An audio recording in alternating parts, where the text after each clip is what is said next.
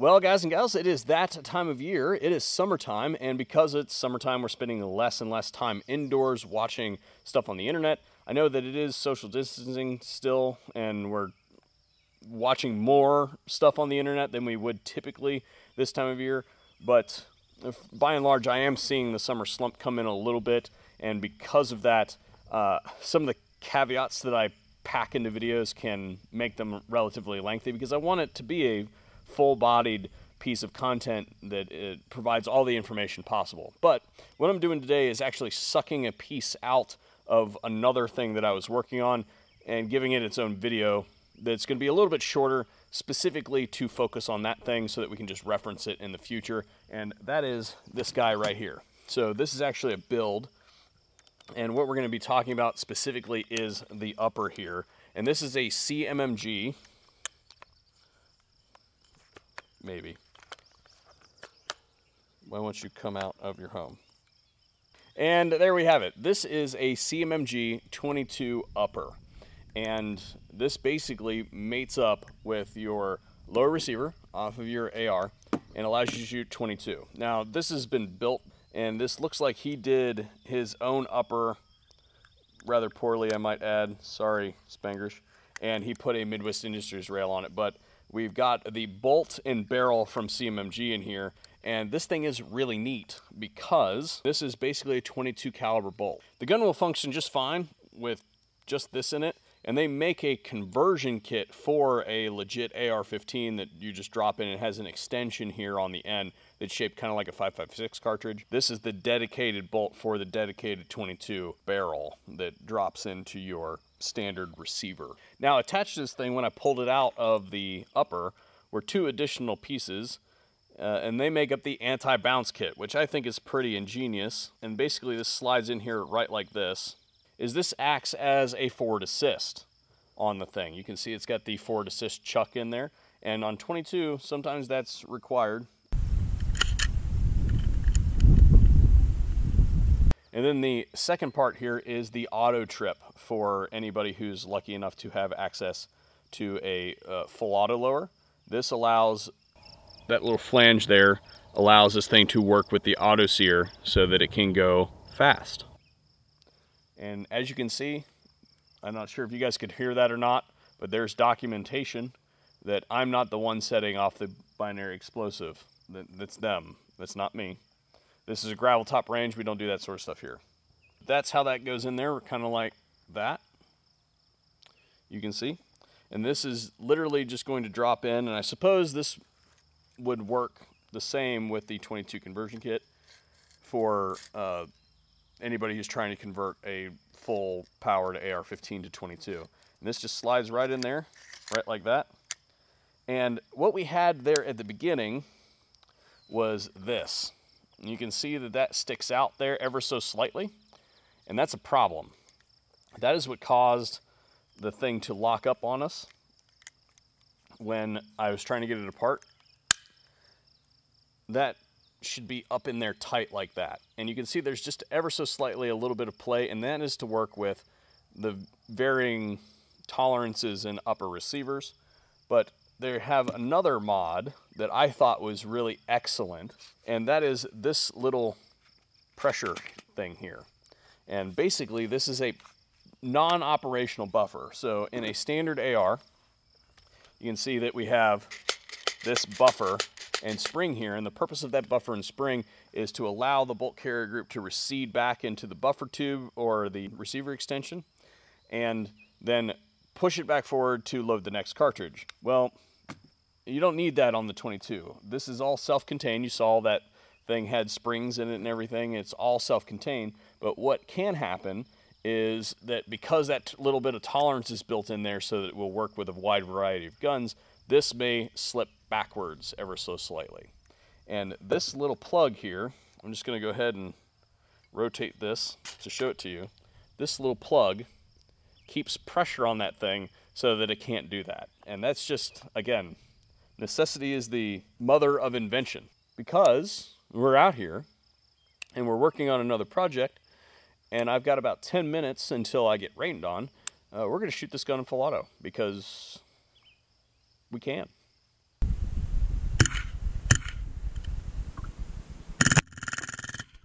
So I have a few additional things to talk about real quick. These are the magazines that are supposed to be used that come with the 22 upper. And basically, they mimic the dimension of a standard AR magazine.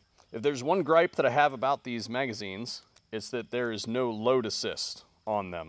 A lot of 22s you'll see have load assist, and the reason those exist is one, to keep you from rim locking the cartridges. 22 cartridges are rimmed, and if they rim lock, it will shut the gun down.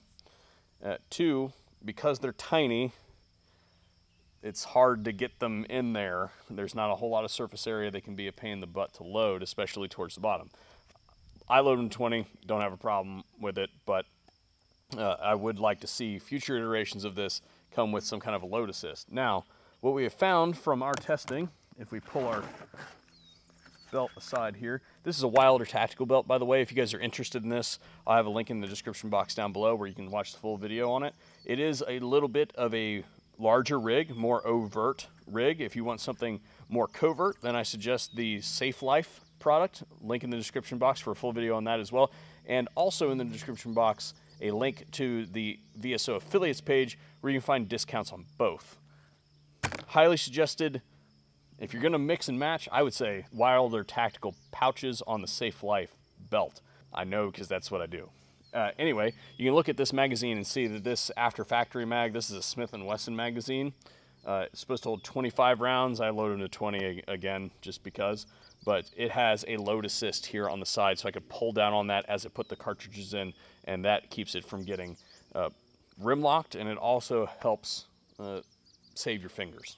Anyway, the next thing that we're doing is I'm gonna go ahead and put this can on here. Remember, treat all guns as though they're loaded all the time, except for this does not have the mount or the insert on it. I'll be right back. This is the Bowers Icon, and full video will be forthcoming on this. The reason why we're doing this piece is because I used this in the Icon review, and I just thought that the video was getting a little bit long for summertime. That ATAS insert was stuck on the 5.7.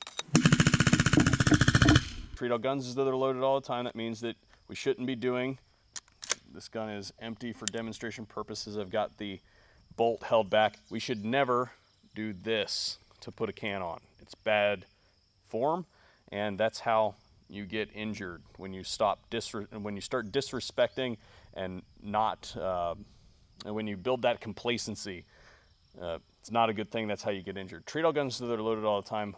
Screw your cans on like this, whether the gun's unloaded or not. We're going to start with this one, and these are Cci Mini Mags. So these are going to be supers. Here we go. And let's see if this gun is zeroed. Probably not. Does not appear to be zeroed, but it will.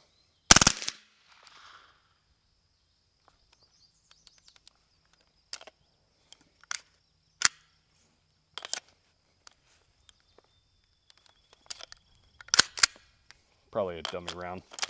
They are CCIs though. You would think that it would be fine. Okay. Hit something. Now, gassy, in the eye. Now, these do not last round bolt hole open. They do not have the capacity to do that. So that kind of stinks for this magazine. But if we go to the factory magazine, it does have last round bolt hole open. And we'll just rake the berm. How about that? Oh, that was fun. But as you can see, it held open, and it holds open. My eyes are tearing up because that is really harsh. You can see that it holds open on the follower, so when you do pull it out, you are going to have to go ahead and work the charging handle. Shorter throw on the charging handle. You can see it's about half the distance from a normal AR bolt because of all the guts are contained inside the upper receiver. But anyway, that is our look at the 22 upper from CMMG. Obviously, this one is not all CMMG, but it's a pretty awesome toy, I do have to say so myself, especially because we have access to a post-sample machine gun. So if you do have access to such a thing, then I highly, highly suggest that you get this. If you don't, I highly suggest you get it anyway, because it is just an absolute blast to shoot on semi-automatic as well. especially suppressed, and this thing will absolutely run subs. I just happen to not bring any with me today. If you guys found this video interesting, informative, or just fun, then I'd really appreciate it if you smash that subscribe button down below. Share it around, tell all your friends about the VSO Gun Channel. Also, as previously mentioned, there are some affiliate links in the description box down below. We do get a little bit of a kickback from those things, but there are some pretty hefty discounts on things like the belts, the pouches, the armor, concealed carry insurance, and things of the like. So definitely hop over there and check that thing out because it can save you a little bit of cash. Anyway, thanks for joining us, and hopefully I did a good enough job that we'll see you guys back here again for another video here at the VSO Gun Channel.